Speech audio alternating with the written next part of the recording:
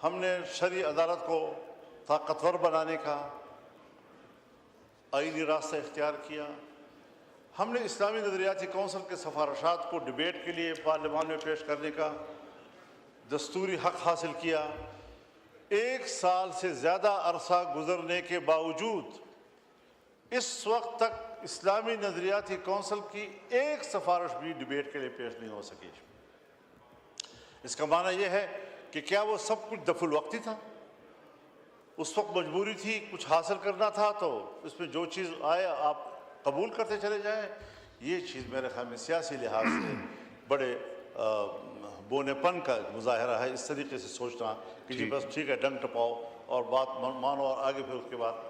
جی ایک قانون بنا دینی مدارس کے حوالے سے اور سوسائٹی ایکٹ کے تحت رجسٹریشن کے حوالے سے. دوسرا ابھی تک اس حوالے سے کوئی رجسٹریشن نہیں ہو رہی، بلکہ یہ سب گواہ ہیں، پورا ایوان گواہ ہے کہ جب قانون پاس ہوا تو قانون میں یہ ڈرافٹنگ ہم نے نہیں کی تھی، یہ ڈرافٹنگ گورنمنٹ نے کی تھی. اعظم تارڑ صاحب کی طرف سے یہ قانون آیا تھا اور اس میں صرف ان مدارس کا ذکر تھا کہ جو 1860 کی سوسائٹی ایکٹ کے تحت رجسٹر ہونا چاہتے ہیں. جی ٹھیک ہے. لیکن کچھ اور تنظیمیں تھیں کہ جو وزارت تعلیم کے تحت ایک جو ڈائریکٹریٹ ہے اس میں اس کو ضمناً ایک اختیار دیا گیا. جی ٹھیک آج ہے. ہمارے ڈپٹی کمشنرز، ہمارے انتظامیہ خاص طور پر پنجاب میں ٹھیک ہے. علماء کرام کے ہاتھ مروڑ کر انہیں کہتے ہیں کہ آپ نے وزارت تعلیم کے تحت جانا ہے، حالانکہ وہ چیخ چیخ کر کہتا ہے کہ نہیں. اور پھر اگر وہاں جاتا ہے تو پھر مدرسہ بھی ٹھیک ہے، پھر رجسٹریشن بھی ہو جاتی ہے، پھر اکاؤنٹ بھی کھل جاتے ہیں، اور اگر دوسری سائٹ پر وہ رجسٹریشن کرانا چاہتا ہے تو اس کے لیے رکاوٹیں پیدا کی جاتی ہیں. مولانا صاحب اجازت دیجیے تاکہ ایجنڈا کافی ہے اور میرے سے کوئی زیادہ دیر بیٹھا نہیں جا رہا. میں کچھ چیزیں تھوڑی سی ریکارڈ پہ لانا چاہتا ہوں، کوئی لمبی چوڑی میں تقریر کرنے کا ارادہ نہیں ہے. آج جو قانون سازیاں ہوئی ہیں اس حوالے سے ذرا آپ سوچیں بھی کہ اگر 18 سال سے کم عمر کو آپ آئین کے مطابق یا قانون کے مطابق اس کو بالغ تصور نہیں کرتے تو معاشرے میں کتنی پیچیدگیاں آتی ہیں. اور آپ نے 18 سال سے پہلے کے نکاح کو، شرعی نکاح کو، اس کو جنسی زیادتی سے تعبیر کیا ہے. آپ نے اس کی سزا زنا بالجبر کی تجویز کی ہے.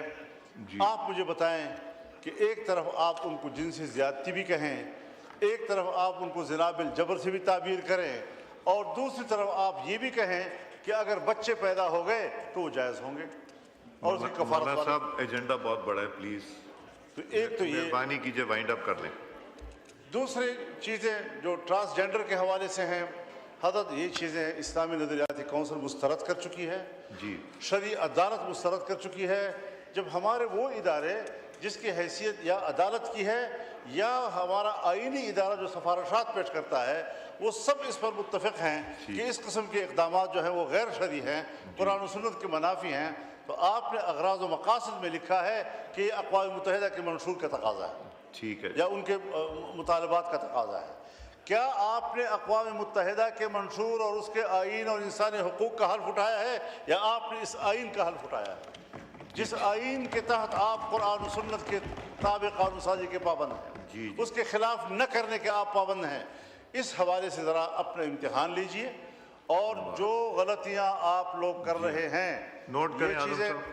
یہ چیزیں یہاں تو کہتے ہیں کہ میں نے اللہ کو جواب دینا ہے، اللہ کو جواب دینے والے کام تو آپ کر چکے ہیں. ٹھیک ہے، تو اس کا کون سا جواز ہے، کون سی شریعت ہے کہ جس کے تحت آپ ایسے کام کر رہے ہیں، اور پھر اس کے ہمیں سزائیں بھی دی جاتی ہیں کہ آپ مخالفت کیوں کر رہے ہیں، آپ یہ کیوں کر رہے ہیں. میں جائز مخالفت کرتا ہوں، میں جذباتی مخالفت نہیں کرتا، میں صرف پوائنٹ سکورنگ کی باتیں نہیں کیا کرتا.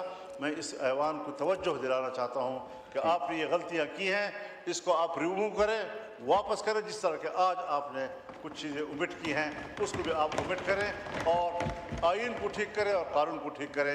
ہم اس ملک میں گھریلو تشدد والا قانون اس پر حضرت جب پنجاب میں یہ قانون آیا تھا تو میاں شہباز شریف صاحب وزیر اعلیٰ تھے، ہمارے وہاں مذاکرات ہوئے تھے اور پروفیسر ساجد میر صاحب جو حکومت کے اتحادی تھے وہ میرے ساتھ آ کر بیٹھ گئے، ڈٹ کر کہا کہ یہ دین کا مسئلہ ہے، آپ ہمارے ہزار اتحادی صحیح لیکن ہم آپ کو اس میں سپورٹ نہیں کر سکتے جی۔